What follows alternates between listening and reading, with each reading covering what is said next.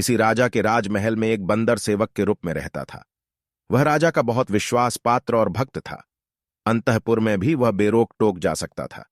एक दिन जब राजा सो रहा था और बंदर पंखा झल रहा था, तो बंदर ने देखा एक मक्खी बार बार राजा की छाती पर बैठ जाती थी। पंखे से बार बार हटाने पर भी वह मानती नहीं थी, उड़कर फिर वहीं बैठी जाती थी। तभी बंदर ने देखा कि राजा के चेहरे पर एक मक्खी बैठ गई थी। बंदर ने मक्खी को भगाने की कोशिश की, लेकिन जिद्दी मक्खी बार बार राजा के चेहरे पर बैठ जाती थी। बंदर ने पंखे से भी मक्खी को उधर डाहना चाहा, लेकिन कोई फायदा नहीं हुआ। इसके बाद बंदर का धैर्य टूट गया।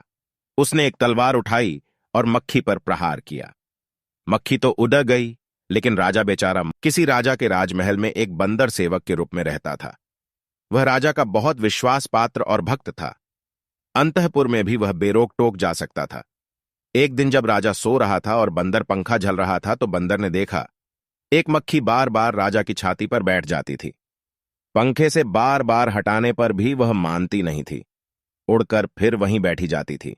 बंदर को क्रोध आ गया।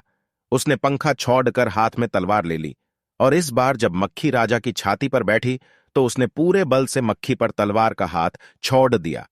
मक्खी तो उड़ गई, किंतु राजा की छाती तलवार की चोट से दो टुकड़े हो गई। राजा मर गया।